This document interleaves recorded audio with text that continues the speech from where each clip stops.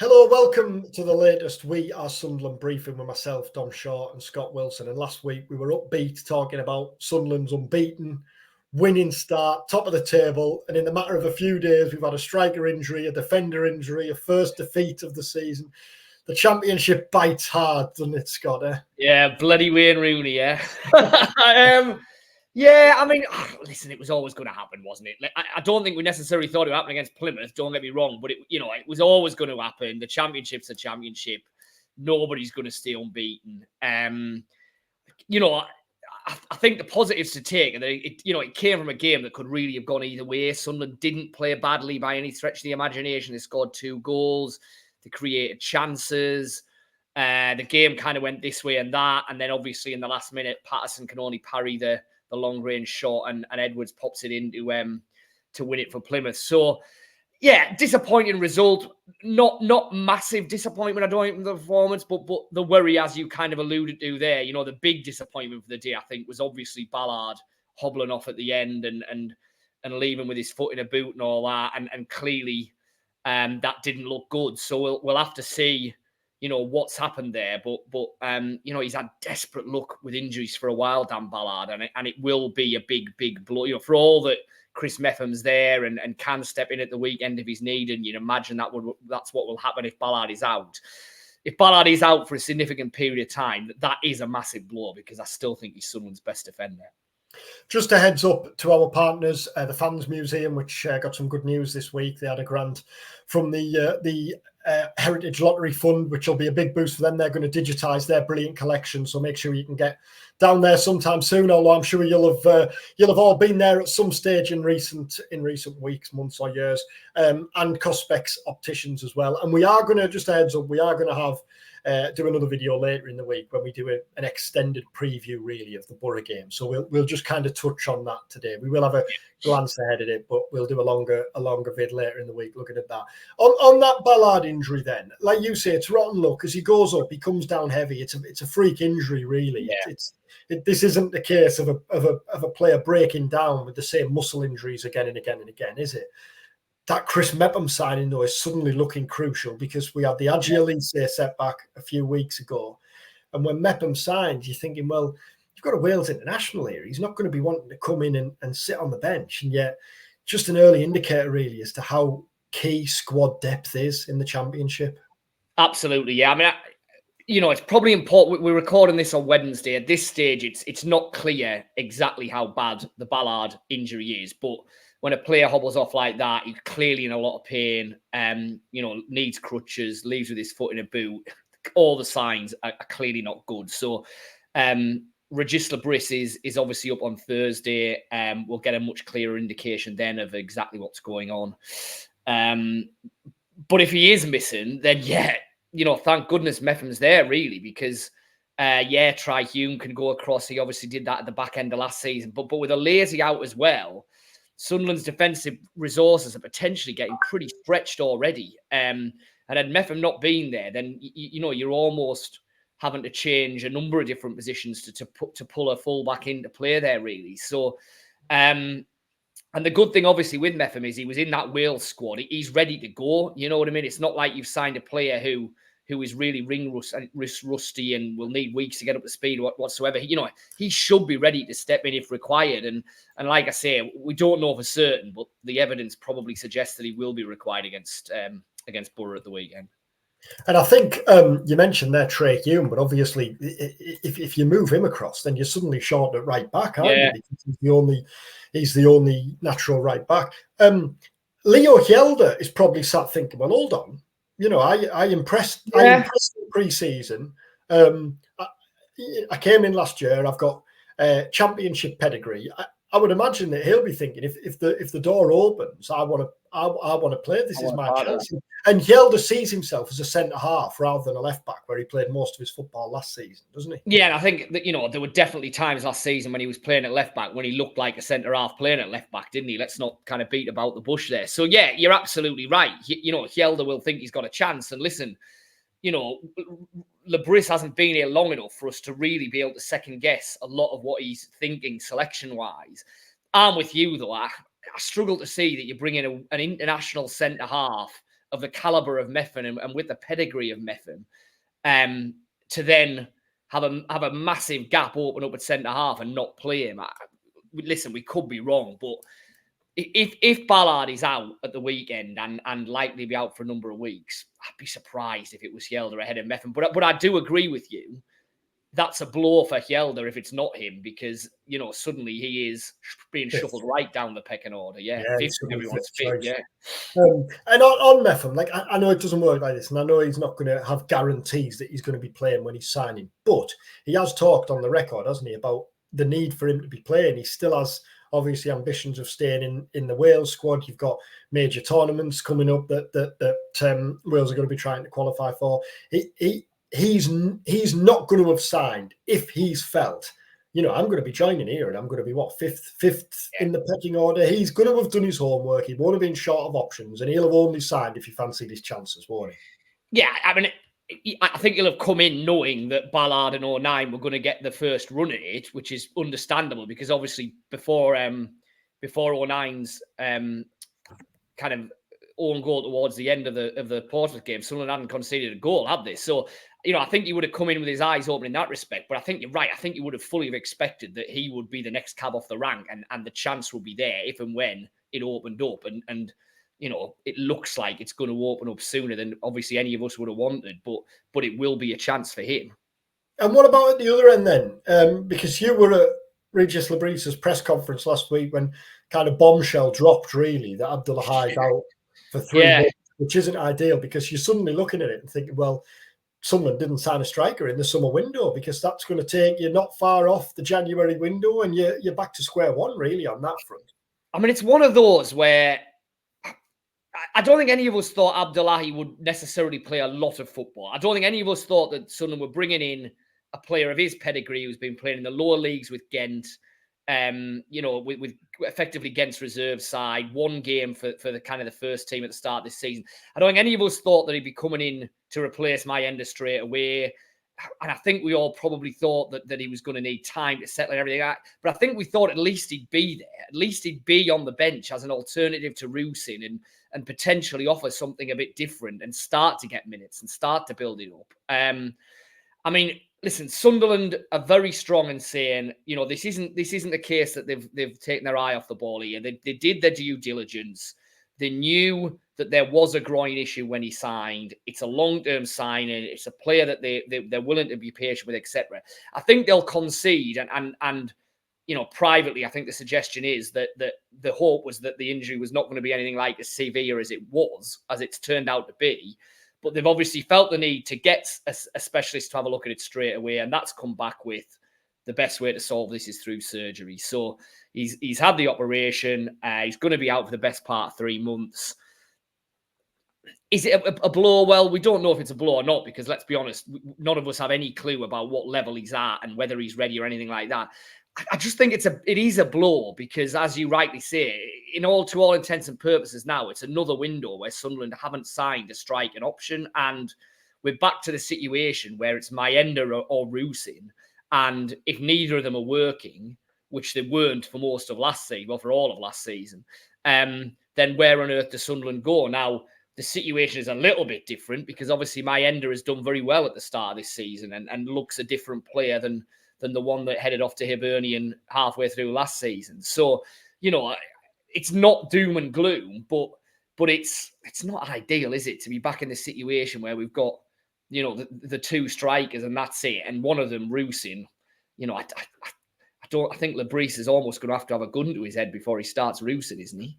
And I share that view. So that's the view from the outside looking in. I suspect the majority of Sunderland fans would say the same.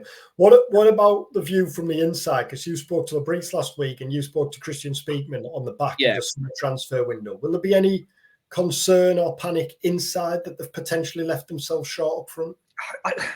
I don't think so, in the sense that I don't think they felt that they were signing Abdullahi to be a regular starter in the first half of the season anyway. I mean, obviously, when we met with Christian Speakman a couple of weeks ago, the striker question was right at the top of the list. It was put to him very directly. And he kind of said, well, look, you know, we have strikers. We've got Mayenda, we've got Rusin. He was throwing in Wilson Isidore as another player who could potentially play up front, and he probably could. Job has played up front. I think a lot of people would say that's not his best position, but he has played there. So, I think their feeling was we would have liked to have done a striker. And obviously we know there was the Fofana interest very, very late in the window from Chelsea. There were striker options in and around there. So I think there's an acceptance that in an ideal world, they probably would have brought in another one. But I don't think they feel that it's anywhere near to being a crisis. Now, if Mayenda picks up a Ballard type injury on Saturday, then I would argue that you're heading quite close to it being a crisis. But I think the feeling from within the club is there are options there, and we didn't feel it was right to literally just bring in anyone. It's 3 or 4 weeks on now from when Jack Clarke left, and there's been very little talk about it, which is credit to Romaine Mundle, isn't it? And the way he's taken up that role on the left side. 3 goals in 3 games now. He's very quickly made it his own. And there was no guarantee, was there? Like when Clarke left, Mundle was the obvious replacement there. But we'd only seen flashes last season and flashes in the summer. There was nothing to indicate that he was going to take to it as impressively as he has done. No, completely. I mean, he'd had a reasonably good pre-season, but even so, like you say, to go in and score 3 goals in 3 games. And I mean, the goal at the weekend is Jack Clarke-esque, really, in the way that he cuts back inside and finds the far corner. I mean, listen, it's early days. I don't think any of us think that at the minute Romaine Mundle is the next Jack Clarke and he's going to replace him like for like. But he's already gone an awfully long way to show that actually what looked like it might be a massive gap in Sunderland's lineup isn't going to be that. And when we talked about the number of goals that were taken out of the team when Jack Clarke left, well, Mundle's already come up with 3 of them. So it's not exactly a bad start, is it? So, I think he can be really, really pleased with the way that he's taken to it. And he's potentially solving what could have been a really big issue for Sunderland, because already with him and Roberts, who started the season well on the opposite flank, Sunderland look like they've got, if not the same threat that they had when Clarke and Roberts were there, they're not a million miles off, which is, a pretty good place for them to be in, I think. And if you were given a tenner now and told to go and have a tenner on who Sunderland's top scorer was going to be this season, you'd probably go Mundle. You'd probably go Mundle, wouldn't you? That's things because that's a good one, that. Is Mayenda going to... I've been really impressed with Mayenda. I was at Portsmouth when I thought he was brilliant. Really, really good centre-forward display. But he's still an unknown quantity, really, isn't he? It's a week in, week out. We haven't seen enough of Isidore. The likes of Roberts and Job, they're all going to chip in, but I think I'd go Mundle. I think I probably would. Job's a player who should score more goals than he does, I think. I think that's a fair statement to make. Now, there's a load of caveats on that. He's young. He hasn't always been playing in his best position. I completely agree with that. But you'd like to think that as Job's career progresses, he will start scoring more goals. So I think he's got a chance. But I agree with you. I think there's a good chance Mundle will end the season with more goals than Mayenda. And that probably does make him a decent shout to be top scorer, yeah? Like you said, someone were going to lose this season, weren't they? This wasn't good. The winning run wasn't going to start. And Labrise talked about that a couple of weeks ago, didn't he? One of the things that he doesn't yet know about his players, about his squad, is how they react to setbacks. It'll have been interesting for him on the training ground, won't it, over the last couple of days since that Plymouth defeat? It will have been, although...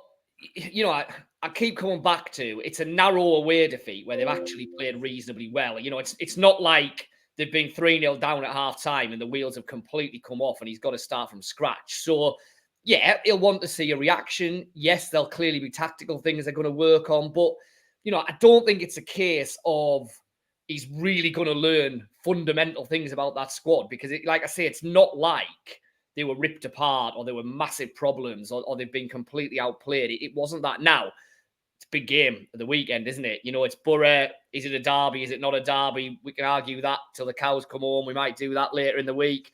It's a big game because it's against, local rivals, if nothing else, and local rivals who are in the top half of the table and will fancy themselves for promotion.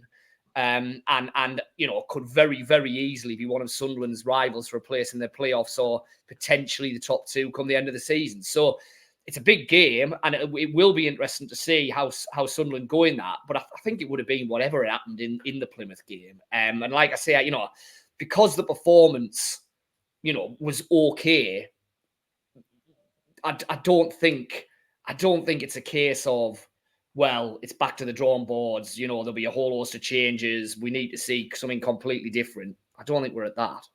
And I don't want to get into kind of who play in midfield and that sort of thing, because we'll do that later in the week. Yeah. But is this a good game for Sunderland to have on the back of the first defeat of the season? Yeah, I think so, because I think it'll have a real big game feel about it, won't it?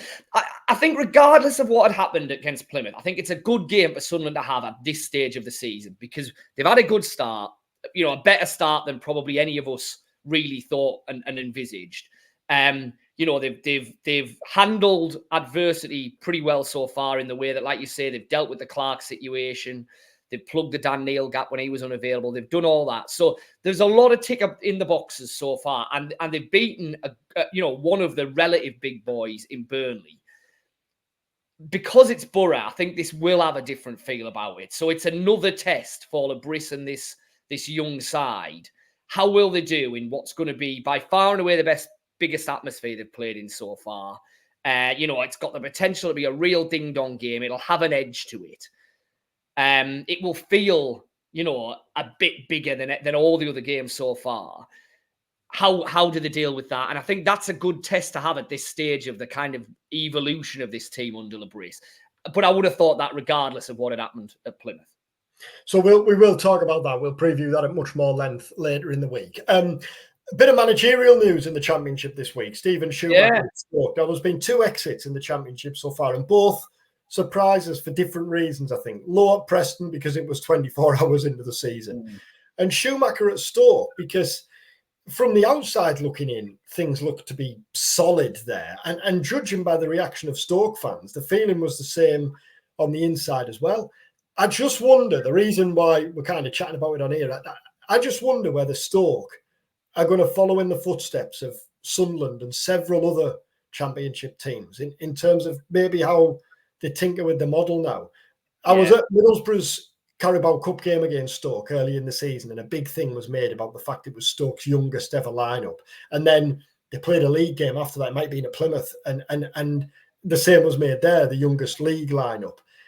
And you just wonder, don't you, when you look at the list of managers have had Alex Neil, Michael O'Neill, and he keeps going back over from there since they suffered relegation, really, Gary Rowett and others. Yeah. They're all managers, aren't they? Very much managers. I think this appointment might be different, and it might be similar to the approach Sunderland have taken and several other Championship clubs. Yeah, and the early indications of who they might be looking at and where they might be going certainly suggest that, don't they? That this is going to be a coaching role much more.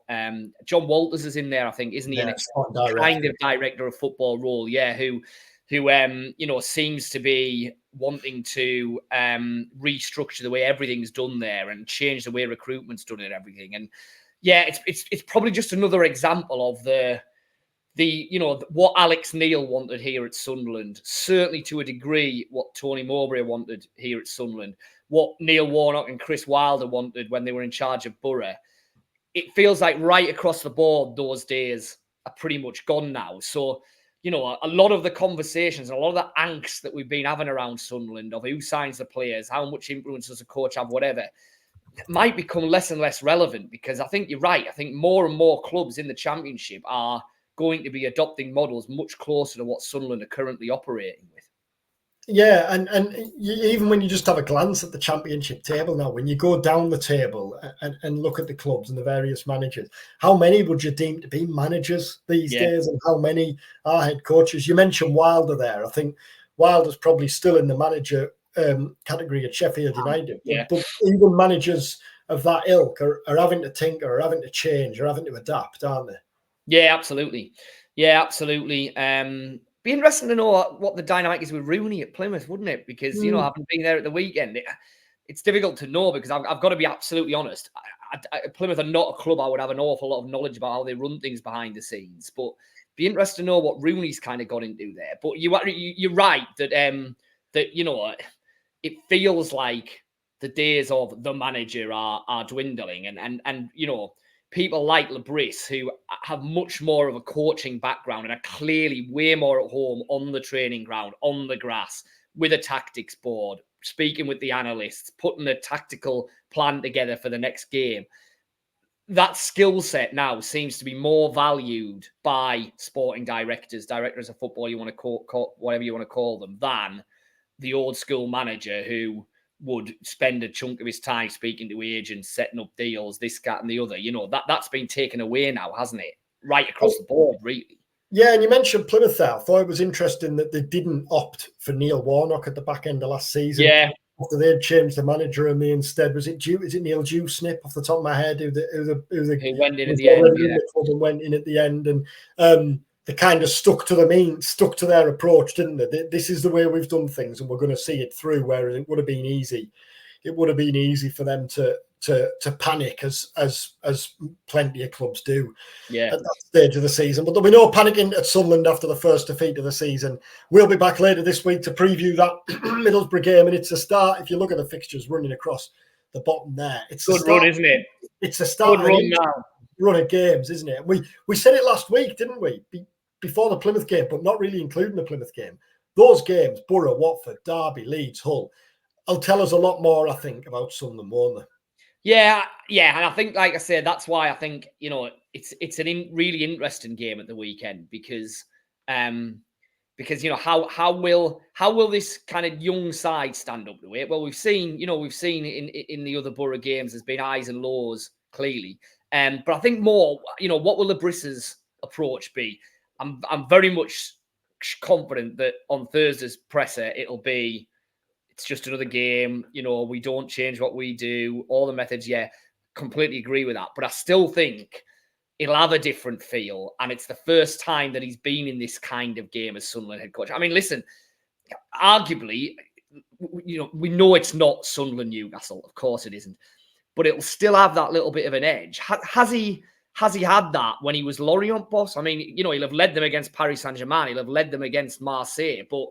But there wouldn't necessarily have been that local element to it and that, you know, Derby Day feel, whether you want to call it that or not. You know, so I think how he handles it and conducts himself and what he has to say about it will be interesting, I think.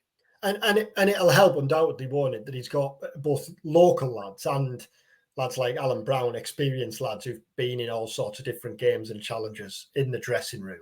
You know, they know kind of what games and fixtures like this. Michael Proctor in his ear as well, I think, will potentially be important, you know, because he you know, he's obviously very well immersed in all things Sunderland, all things North East football and stuff like that. So, and you know, your Dan Neils, your Anthony Pattersons, I mean, your Luke O'Nines. I know he's not a local lad, but my goodness, it's hard to think of anyone who's bought into everything Sunderland's about and feels it more than he does. So, you know, I don't worry about them in that score. I just think it'll be interesting to see what Lebris's approach is and what he has to say around it.